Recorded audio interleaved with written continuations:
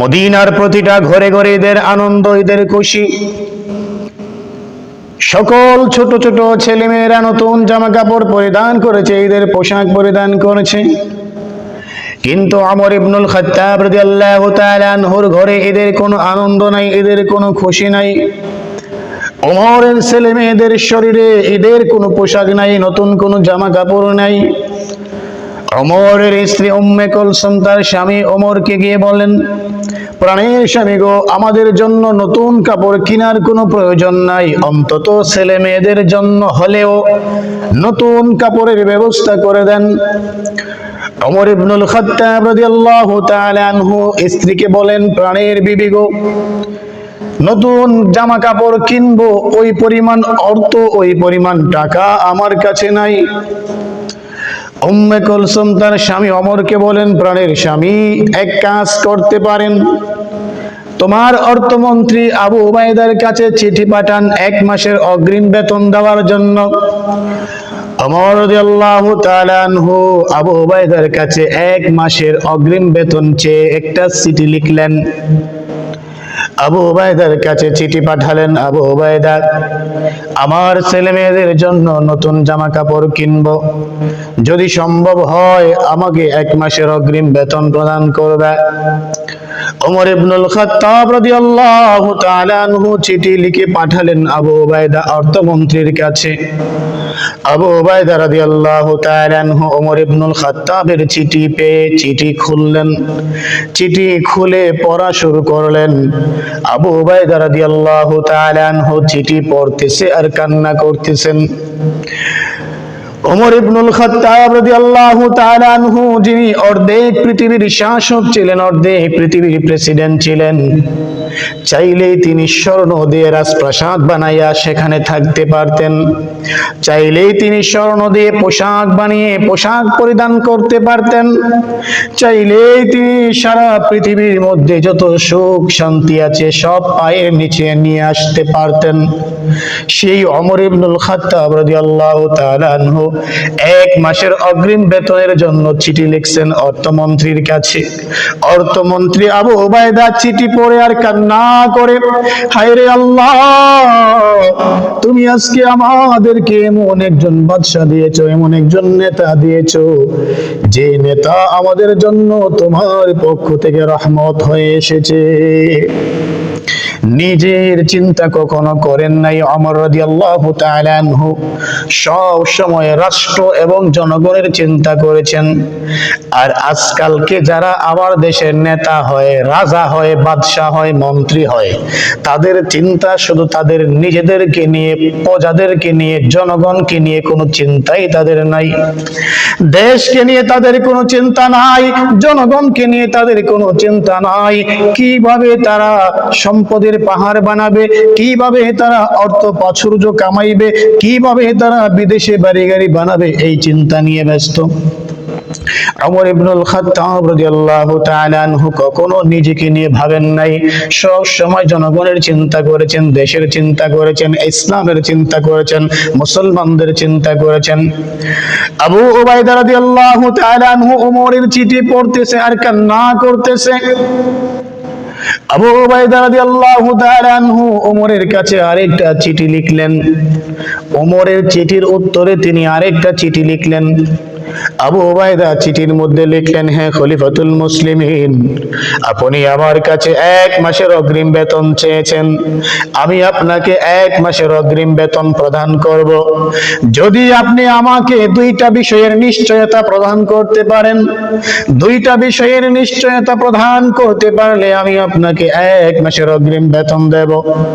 আবু উবাইদা রাদিয়াল্লাহু তাআলা আনহু ওমরের কাছে চিঠি লিখলেন, 2টা বিষয়ের নিশ্চয়তা প্রদান করতে হবে, তাহলে 1 মাসের অগ্রিম বেতন দেওয়া যাবে। একটা বিষয় হচ্ছে আপনি 1 মাস, আগামী 1 মাস পৃথিবীতে বেঁচে থাকবেন কিনা। যদি পৃথিবীতে বেঁচে থাকেন তাহলে আপনি খলিফাতুল মুসলিমিন থাকবেন কিনা, নেতা থাকবেন কিনা, রাজা থাকবেন কিনা। এই 2টা বিষয়ের নিশ্চয়তা প্রদান করলে আমি আপনাকে 1 মাসের অগ্রিম বেতন দেব। আবু উবাইদার চিঠি ওমরের কাছে চলে গেল। ওমর রাদিয়াল্লাহু তাআলা তাআলা আনহু চিঠি খুললেন, চিঠি পড়া শুরু করলেন। ওমর ইবনুল খাত্তাব রাদিয়াল্লাহু তাআলা আনহু চিঠির মধ্যে যে দুইটা শর্ত পেয়েছেন, ওই দুইটা শর্ত কখনোই একটা মানুষের দ্বারা নিশ্চয়তা প্রদান করা সম্ভব হবে না। কারণ আগামী 1 মাস আমি বেঁচে থাকবো কিনা আমি জানি না, জানে একমাত্র আল্লাহ। আর বেঁচে থাকলেও আমি ক্ষমতায় থাকতে পারবো কিনা তাও জানি না। আমাদের বিগত এক সরকার, উনি জনগণের সামনে ভাষণেই বলতেন 41 সাল থাকবেন, কিন্তু 41 সালের কত আগেই আল্লাহ ক্ষমতা থেকে সরাইয়া দিছে।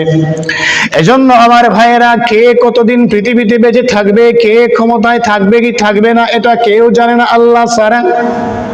ওমর রাদিয়াল্লাহু তাআলা আনহু আবু উবাইদার চিঠি হাতে নিয়ে পড়লেন এবং কান্নায় তার চোখের পানিতে বুক ভিজে গেল। আবু উবাইদার জন্য দোয়া করলেন, আল্লাহ তুমি এই মুসলমানকে, এই উম্মতে মুহাম্মদীকে একটা বিশ্বস্ত অর্থমন্ত্রী দিয়েছো, যার হাত থেকে এই উম্মতের একটা অর্থ পাচার হবে না, একটা আমানতেরও খেয়ানত হবে না, একটা ধন সম্পদ এদিক সেদিক হবে না, এই রাষ্ট্রের কোনো ক্ষতি হবে না, মুসলমানের কোনো ক্ষতি হবে না, মুসলিম উম্মার কোনো ক্ষতি হবে না। আল্লাহ তুমি আবু উবাইদার নেক হায়াত বাড়িয়ে দিও। আমি যদি একটা এমপি হইতাম, এমপি হয়ে যদি একটা ইউনিয়ন চেয়ারম্যানকে একটা আদেশ করতাম, ওই ইউনিয়ন চেয়ারম্যান যদি পাল্টা আমাকে কিছু শর্ত দিয়ে আরেকটা চিঠি লিখতো, তাহলে আমি রাগান্বিত হয়ে ওই চেয়ারম্যানকে তার ইউনিয়ন পরিষদ থেকে বরখাস্ত করে দিতাম।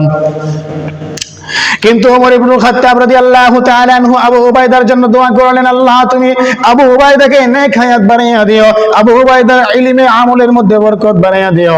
আবু উবাইদার মতো একটা বিশ্বস্ত অর্থমন্ত্রী এই জাতি পেয়েছে, এজন্য আল্লাহ তোমার শুকরিয়া আদায় করি। ওমর ইবনুল খাত্তাব রাদিয়াল্লাহু তাআলা আনহুর নতুন জামা কাপড় কিনা হয় নাই, তার ছেলে মেয়েদের নতুন জামা কাপড় কিনা হয় নাই। পুরাতন কাপড় দিয়েই ওমর ঈদ পালন করলেন, পুরাতন কাপড় দিয়ে ওমরের স্ত্রী ঈদ পালন করলেন, পুরাতন কাপড় দিয়ে ওমরের ছেলে মেয়েরাও ঈদ পালন করলেন।